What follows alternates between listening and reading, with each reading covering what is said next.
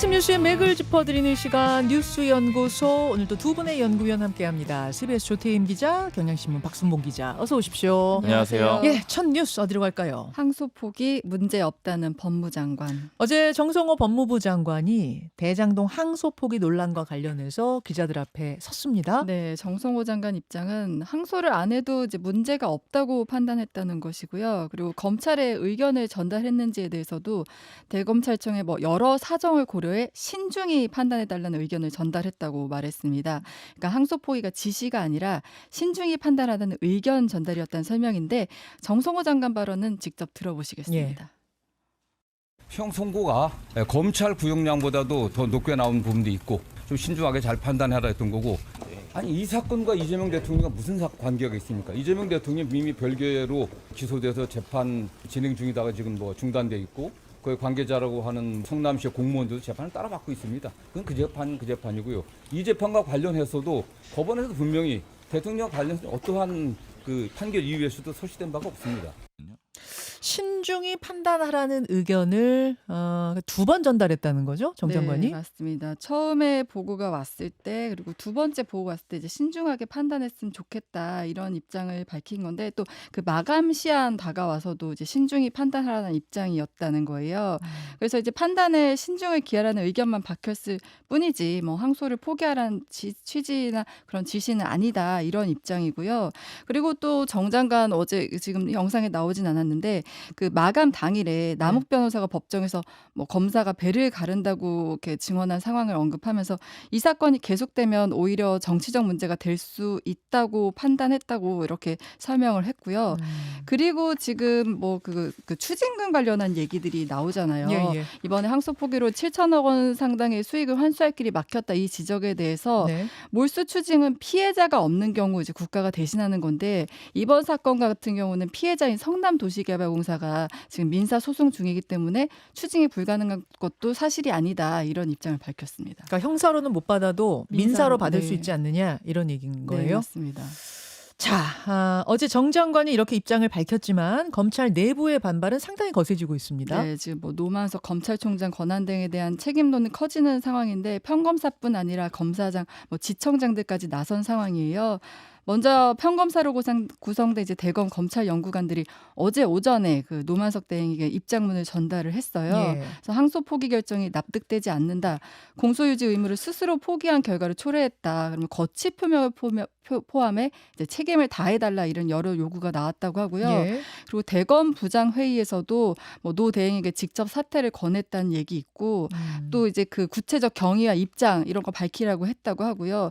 지금 대검 내부 참모진 전체가 좀 사퇴를 거론하는 상황이 매우 이례적인 상황이에요. 그렇죠. 그리고 일선 검사장들도 이제 집단 행동에 나섰는데 수원지검장이나 북부지검장 등 이제 검사장 18명이 내부망에 입장문을 올려서 항소 포기 지시 경위, 법리적 근거를 설명하라 이런 입장이고, 또 네. 법무연수원 교수들도 이프로스에 글을 올려서 이 경위를 설명해달라고 했어요. 법무연수원 교수들도? 네, 맞습니다. 정말 좀 각계각층에서 검사 집단 내에서 다 이뤄지고 있는 상황인데, 지금 오늘 중앙일보 단독 보도를 보면 노만석 대행이 오늘 하루 출근을 안 하고 좀 여러 고민을 할 것이다 이런 얘기를 했다는 거예요. 그래서 또 검사 노만석이 아닌 인간 노만석으로 살고 싶다 얘기했다는 것으로 봤을 때, 그리고 또 어제 그 대검 과장들과 비공개 면담에서도 하루 이틀만 시간을 달라 이런 얘기를 했다고 하니까 좀 오늘 내일 상황에서 좀 거치 표명이 있지 않을까 예상이 됩니다. 결국은 상황들에 대해서 솔직하게 국민들한테 설명하는 게 좋을 것 같아요. 지금 이제 후배들에게 해명했다는 내용하며 공개적으로 쓴 메시지면 좀 다르잖아요. 네, 예, 지금 맞습니다. 듣다 보면 여러 가지 이야기가 혼재돼 있어서 혼란을 더 부추기는 느낌이 있어서 좀 솔직하게 대응했으면 좋겠는데, 박순봉 기자, 네. 어떻게 보셨어요? 일단 지금 대통령실이 입장을 안 내고 있다라는 게 좀 주목이 되더라고요. 예. 그러니까 8일 0시에 이 결정이 나오고 알려진 거잖아요. 네. 그러면 이제 시간이 8일, 9일, 10일, 그러니까 토요일, 일요일, 월요일 3일간이 있었거든요. 근데 그 사이에 대통령실을 쭉 찾아보니까 브리핑이 없었습니다. 그러니까 이제 다른 안건으로라도 브리핑을 하게 되면은 기자들이 질문을 하게 되잖아요. 하겠죠. 그리고 지금 대통령실의 그 기자회견 시스템은 다 생중계되는 그런 방식으로 돼 있잖아요. 맞습니다. 그러니까 이제 어떤 방식으로든 질문이 나올 수 있는 상황인데, 일단 온브리핑 자체를 안 잡고 있는 그런 상황이고, 그다음에 제가 어제 대통령실에 물어보니까 뭐 별도로 입장은 없다라는 거예요. 음. 근데 이게 지금 전반적으로 그 뉘앙스는 뭐냐면은 이제 대통령실에서 코멘트할 건 없다라는 거고 대신에 이제 법무부 장관이나 아니면 이제 여당에서 나오는 입장을 들으면 된다. 뭐 이런 정도의 지금 설명이거든요. 그러니까 거리를 두는 거네요, 이 사안에 대해서. 그렇죠. 그래서 이 일단은 처음에 이 결정 자체를 대통령실이랑 소통했는지 뭐 어쨌는지 이런 것까지는 확인하기가 어렵지만 예. 이후의 대응 정도는 확실히 지금 여권 전반적으로 그러니까 당하고 정부 대통령실이 어느 정도는 의견을 교류한 상황에서 대응해 나가고 있다라는 점을 좀 주목을 해볼 수가 있어요. 그래서 창구를 어느 정도 좀 일어나한 거죠. 그러니까 법무부 장관이 다 얘기를 해명을 하고 그다음에 이후 대응 같은 것들은 여당에서 쭉 나오고 있는 그런 상황입니다. 근데 지금 여당에서 그 여당 내지는 뭐 여권 전반적으로 물어봤을 때 공유하는 전략적 판단이 좀 비슷하다라는 생각이 들었는데 어떤 식입니까? 지금 이제 이 안건 자체는 좀 부담이 되지 않겠느냐 일반적으로 이렇게 생각을 하고 예. 또 비판적인 언론사들도 있잖아요. 물론 예. 이제 우호적으로 평가하는 언론사들도 있지만 근데 제가 뭐 여권 관계자한테 어제 물어보니까 이거 지금 좀 상황 안 좋은 거 아니냐 힘들어진 거 아니냐 이렇게 물어보니까 오히려 기회다 이렇게 얘기를 하더라고요. 그건 무슨 말이에요? 검찰 개혁의 기회가 생겼다 이렇게 표현을 했고 이제 검찰이 대장동에서 어떤 조작 수사를 했는지 까발릴 수 있게 됐다. 오히려 스스로 무덤을 팠다 이렇게 평가를 하는 거예요. 어허. 그러니까 이게 어떤 얘기냐면 지금 이제 그 일원화하고 당으로 넘겼잖아요. 그럼 네. 당에서 지금 추진하고 있는 거는 뭐 여러 가지 쭉 얘기를 했지만 뭐 특검까지도 얘기를 하고 있고 예, 예. 아니면 이제 국정조사를 대체적으로 얘기를 하고 있는데 이걸 해가지고 그 대장동 수사 과정에 대해서 쭉 밝히면은 이 검사들이 뭔가 잘못한 걸 더 밝혀낼 수 있다라고 보는 거예요. 그러니까 당에서는 아예 초기부터 다시 이 특검으로 수사를 다시 하자는 그 주장인 거예요? 그 지금 이 주장도 1심에서 있고 2심으로 넘어가냐 마냐 문제가 아니라 아예 처음부터 다시 하자? 수사 과정을 지켜보자라는 거죠. 근데 다만 예. 뭘 할지에 대해서는 아직 결정은 안 났어요. 그러니까 뭐 국조를 할지 특검을 할지 이런 건 모르겠지만 어찌 됐든 간에 검찰이 수사 과정 자체에 뭔가 문제가 있었던 수사니까 요 내용을 한번 다시 되짚어 보자라는 거고 그럼 결국 이 흐름 자체를 보면은 여당 그러니까 민주당 인사는 이렇게 얘기를 하더라고. 이거 어차피 나서는 건 친윤 검사들이고 검사들이 지는 게임이다. 이 얘기는 뭐냐면은 여론상으로 대통령 지지율이 나쁘지 않고 그다음에 지금 여전히 뭐 계엄이라든가 지금 탄핵 이후에 여러 가지 국면들이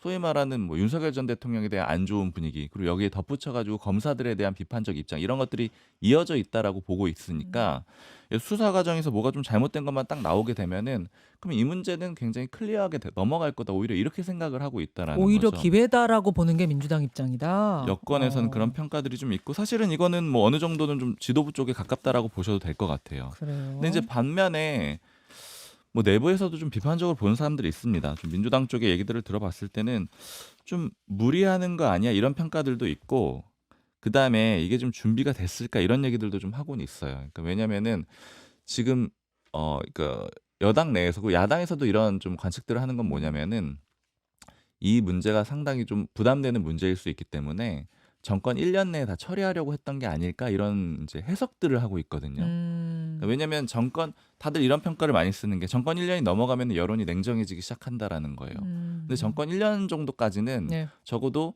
어떤 일을 추진할 때 여론이 동력이 있다는 우호적으로 거죠. 많이 네. 반영을 해주고 소위 말하는 허니문 기간이 쭉 이어질 거라고 보는 거죠. 그래서 추진을 아. 하는 건데 어허. 지금 여러 가지 악재들에도 불구하고 국민의힘의 상황이 좋지 않다 보니까 뭐 반사이익으로 넘어가지 않는 상황도 있어서 간 건데 이건 어쨌든 간에 앞으로 또 그 뭐 재심도 있으면서 계속 그러니까 2심도 있으면서 계속해서 언급이 될 수 있으니까 부담이 되지 않겠느냐 이런 얘기들이 있습니다.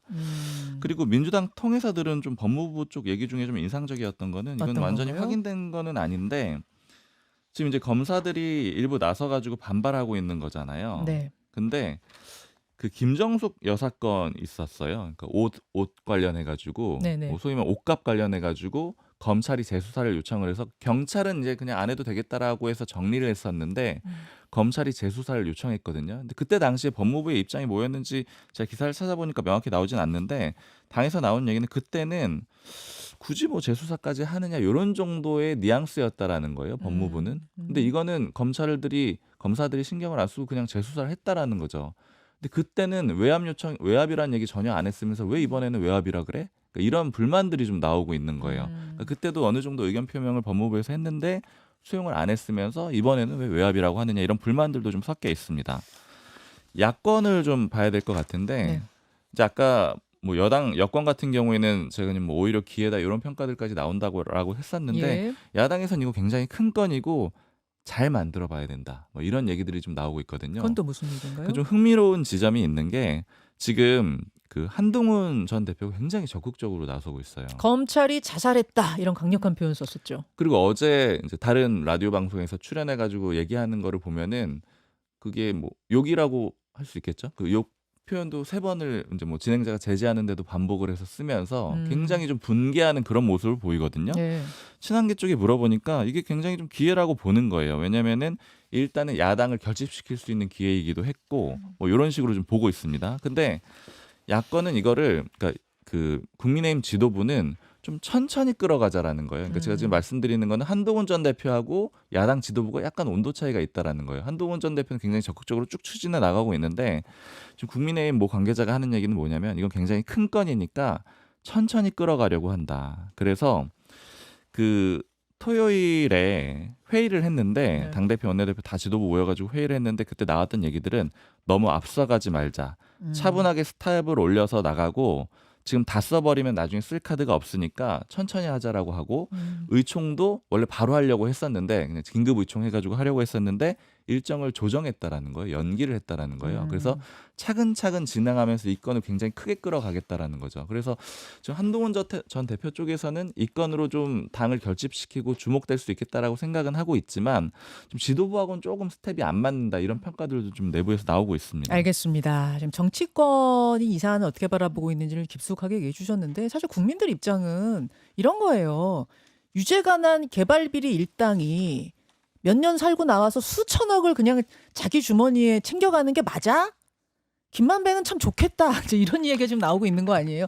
사실은 그 근본에 집중해서 항소 포기가 옳았느냐, 그러니까 적절했느냐 아니었느냐를 판단했으면 좋겠습니다. 맞습니다. 사실 야당에서 그래서 많이 지적하는 거는 징역 몇 년은 아마 크게 국민들이 신경을 많이 쓰지 않을 것 같은데 그 수천억이라는 돈에 대해서는 신경을 많이 쓸 것 같다. 예. 그러니까 그 점을 많이 부각을 하겠다라는 전략을 아까 갖고 민사로 있어요. 찾아오면 된다고 했는데 형사에서 이 부분이 해소가 안 되면 이게 민사로도 챙겨오기 쉽지 않은 거잖아요. 아니 통상적으로는 이제 변호사들한테 물어보면은 네. 형사에서 입증이 더 까다롭게 되기 때문에 네. 그걸 근거로 민사에서 하는 편이 많거든요. 그렇죠. 네, 근데 그렇죠. 이제 민사로 오히려 더 많은 금액을 입증하기란 좀 어려운 건 사실이죠. 자, 이 이야기는 오늘 뭐 인터뷰 내내 조금씩 더 다룰 수 있을 것 같고요. 두 번째 이슈 넘어갑니다. 이적죄로 기소된 윤. 예, 조은석 내란 특검팀이 어제 윤석열 전 대통령을 일반 이적죄 혐의를 네. 추가로 해서 기소했습니다. 네, 일반 이적죄는 그러니까 국가의 군사 이익을 해하거나 적에게 이익을 준 경우에 이제 적용되는 혐의인데 네. 유죄가 인정되면은 무기징역까지 받을 수 있는 중죄예요. 뭐 전현직 통틀어 대통령이 외환 혐의로 기소된 건 헌정사상 처음이고요. 근데 다만 이제 적과 직접 공모한 경우에 적용되는 외환 유치죄보다는 좀 낫다고 볼 수 있는데 특검은 이번 사건에서 적과의 공모 정황까지는 찾지 못했다 이렇게 밝혔습니다. 박지영 특검보는 일반 이적죄 적용에 대해서 대통령과 국방장관이 계엄을 위한 명분을 만들기 위해서 남북 군사대치 상황을 이용했다 이렇게 설명을 했어요. 특검이 구체적으로 어떤 일을 이적 행위로 본 걸까요? 네, 특검은 이제 지난해 10월에서 11월 사이에 윤 전 대통령과 김용현 당시 국방장관, 뭐 여인영 전 반첩사령관 등이 이제 북한 영공의 무인기 불법 침투시켰다 이렇게 보고 있어요. 근데 그 목적은 계엄의 구실을 만들기 위한 그 도발 유도였다 이거예요. 실제로 이제 특검은 여인영 전 사령관의 휴대폰 메모를 핵심 증거로 제시를 했는데요. 휴대폰 메모에 어떤 문구가 네, 있었습니까? 거기에는 불안정한 상황에서 단기간에 효과를 볼 천재 이루의 기회를 찾아 공략해야 된다. 그러니까 허허. 시점을 얘기하는 거죠. 예. 그 체면이 손상돼 반드시 대응할 수밖에 없는 타깃. 그러니까 북한이 대응에 나설 만한 타깃을 말하는 건데 예를 든 것들이 평양, 그리고 핵시설 2곳, 우상화 본거지인 삼지연, 원산 외국인 관광지, 김정은 휴양소 뭐 이런 것들입니다. 그러니까 북한을 자극해서 무력 충돌을 일으킬 가능성을 노렸다 이런 취지고요. 그리고 또 10월 23일 메모에도 목적과 최종 상태로 미니멈 안보 위기, 맥시멈 노화의 홍수 이렇게 적었어요. 예. 실제로 이제 무인기 한 대가 평양 상공에 추락하면서 우리 군의 그 비행 궤적이 노출된 사실도 이제 군사상 이익을 해친 혐의로 특검은 판단을 했고요. 특검은 윤 전 대통령과 군 수뇌부가 비상계엄 선포 여건을 조성하려고 이제 남북 대치 상황을 이용하려 한 것이다 이렇게 밝혔습니다. 네. 송미령 장관의 법적 증언도 상당히 어제 화제였어요. 네, 어제 그 한덕수 전 총리에 대한 내라 우두머리 방조 혐의 사건 이제 증인으로 출석해서 계엄 당시 상황을 설명했는데 그 윤 전 대통령이 계엄 선포 이후에 다시 접견실로 돌아온 상황에서 네. 마실 거 갖고 와라. 막상 해보면 별거 아니다. 아무것도 아니다. 이런 말을 했다는 저 거예요. 어제 이거 들으면서 귀를 의심했어요. 그렇죠. 계엄 그거 막상 해보면 별것 아니다. 아니에요. 뭐 이랬다는 거잖아요 지금. 네, 마실 거 갖고 와라. 그러니까 긴장감이나 뭐 중대성 이런 거 전혀 없고 너무 가볍게 행동을 했다는 거죠. 네. 그리고 또 윤 전 대통령이 한덕수 전 총리에게 당분간 내가 가야 할 행사를 대신 가달라고 해서 이거는 이제 단순한 경고성 계엄이 아니라 이 상태를 좀 지속하려고 했던 거 아니냐 이렇게 보고 있습니다. 자, 박순봉 기자. 네. 외환 유치죄는 사실은 초기부터 아마 어려울 거라고 많이들 예측을 했어요. 왜냐면 이제 북한하고 공모를 해야 되잖아요. 북한하고 모의를 해야 되는데. 그게 이제 입증이 돼야 된다는 얘기죠. 근데 그 입증한다라는 게 음. 사실은 뭐 거기까지 특검이 수사할 수 있기도 어렵고 입증하기가 굉장히 어려운 구조라서 어느 정도는 좀 예측이 됐다라고 볼 수가 있고요. 이렇게 되면 윤석열 전 대통령 재판받고 있는 것들을 좀 정리해 볼 필요가 있을 것 같은데 일단 계엄 관련된 거, 그러니까 네. 내란 우두머리 혐의 관련해 가지고 좀 기소도 여러 번 이루어졌고 이게 지금 수사의 그러니까 재판의 큰 틀 중에 하나입니다. 그리고 체포영장 집행 방해한 것도 지금 큰 틀로 재판이 진행되고 예. 있고 여기 이제 이적죄도 아까 추가가 된 거죠. 그리고 지금 민사 재판도 진행이 되고 그렇죠. 있거든요. 그러니까 시민들이 이걸로 정신적인 피해 입었다라고 해서 진행이 되고 있고 네. 사실 이외에도 뭐 허위사실 공표, 뭐 공직선거법 위반 이런 것들도 다 관련이 돼 있습니다. 예. 근데 지금 이런 재판이 여러 개가 진행되고 있는 상황에 대해서 국민의힘 쪽에서는 좀 계속 고통받고 있다 이런 표현들을 써요. 이게 뭐냐면 재판이 조금씩 진행되면서 아까 뭐 이 계엄 별거 아니야 뭐 이런 얘기를 한다라던가 네. 이런 증언들이 나온다던가 아니면 정치인들 뭐 죽이겠다 이런 발언들이 나오는 것들로 인해서 이 국민의힘에서는 계속해서 여당의 여러 문제들이 나왔을 때 뭐 부동산이라던가 이런 이슈들이 나왔을 때 공격을 해야 되는데 이게 오히려 자꾸 초점을 앗아가고 그다음에 윤석열 전 대통령이랑 완전히 결연한 지도부가 아니라는 그런 평가 때문에 중도층의 소구가 안 된다라는 거예요. 예. 그래서 국민의힘 모 관계자가 어제 하는 얘기는 내라는 그 계엄은 아 그랬구나 하고 넘어갈 수 있는 일이 아니다라는 거예요. 그러다 보니까 자꾸만 계속 발목이 잡힌다 윤석열 전 대통령 때문에. 그래서 이 재판은 이 정가에도 계속해서 영향을 줄 수밖에 없다 이렇게 볼 수 있을 것 같아요. 알겠습니다. 여기까지 보죠. 오늘 뉴스연구소 두 분 수고하셨습니다. 감사합니다. 김현정의 뉴스쇼는 시청자 여러분의 참여를 기다립니다. 구독과 좋아요, 댓글 잊지 않으셨죠? 알림 설정을 해두시면 평일 아침 7시 10분 실시간 라이브도 참여하실 수 있습니다.